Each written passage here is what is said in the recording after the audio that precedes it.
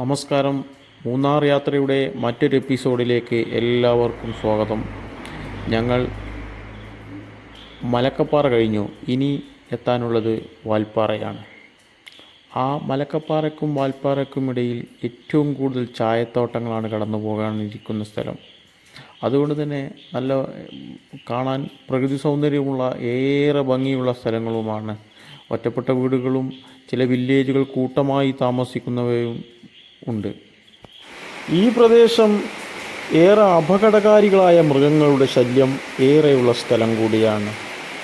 വസന്തകാലത്തിൻ്റെ വരവോടുകൂടി ഈ പ്രദേശത്ത് ലക്ഷക്കണക്കിന് മിന്നാമിനുങ്ങുകൾ വരാറുണ്ട്. അത് ഏറെ വാർത്തയായ ഒരു സംഭവം കൂടിയാണ്. അങ്ങനത്തെ ഒരു സ്ഥലത്ത് കൂടിയാണ് നമ്മളിപ്പോൾ കടന്നുപോയിക്കൊണ്ടിരിക്കുന്നത്.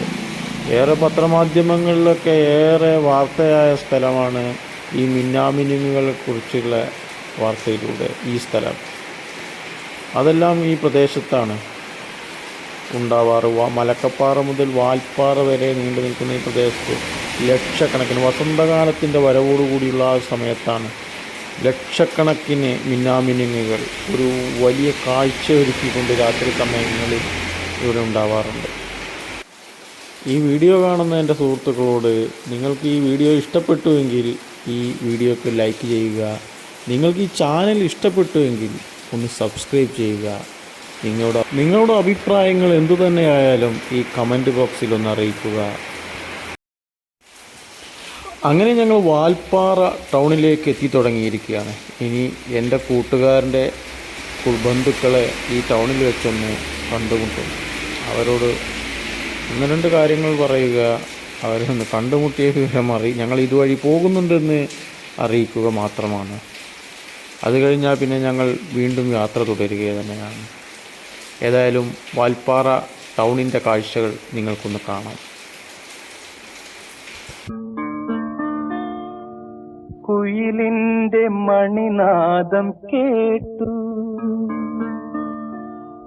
കാട്ടിൽ കുതിര കുളമ്പടി കേട്ടു,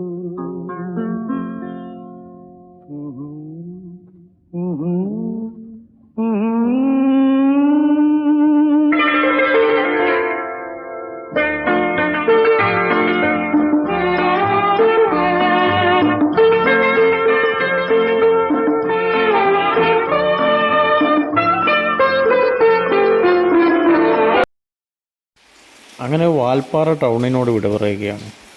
ഇനി അടുത്തത് ആളിയാർ ഡാമിൻ്റെ ചുരത്തെയാണ് നമ്മൾ ലക്ഷ്യം വെക്കുന്നത്. പല ചുരങ്ങൾ കയറി ഇറങ്ങി പോവേണ്ടതുണ്ട്. അതിനുശേഷമാണ് ആളിയാർ ഡാമിൻ്റെ ചുരം ഇറങ്ങുന്നത്. അത് ഇറങ്ങിയാലാണ് പിന്നെ ഞങ്ങൾ സമതലത്തിലേക്ക് എത്തുകയുള്ളൂ. അതിനുശേഷം വീണ്ടും യാത്ര ചെയ്താലാണ് മറയൂരിലേക്കുള്ള എൻട്രൻസ് എത്തേണ്ടതുണ്ട്. വാൽപ്പാറ അത്യാവശ്യം തിരക്കൊക്കെയുള്ള ടൗണ് തന്നെയാണ്.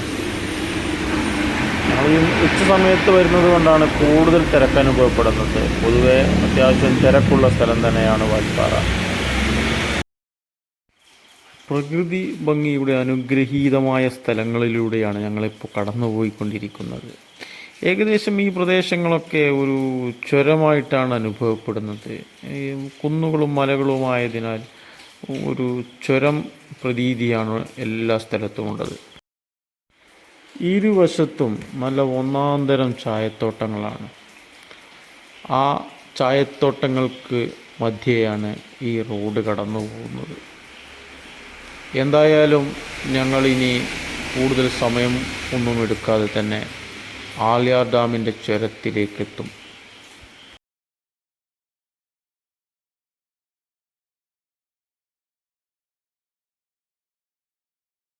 അങ്ങനെ ആളിയാർ ഡാമിൻ്റെ ചുരത്തിലും എത്തിയിരിക്കുന്നു. താഴെ കാണുന്നത് ആളിയാർ ഡാമാണ്. ഈ ചുരത്തിൽ നിർത്തുന്നതോ ഫോട്ടോ എടുക്കാൻ വേണ്ടി നിർത്തുന്നതൊക്കെ വലിയ നിയമപ്രശ്നമാണ്. പോലീസ് എപ്പോഴും പട്രോളിംഗ് ഉള്ള സ്ഥലം കൂടിയാണ്.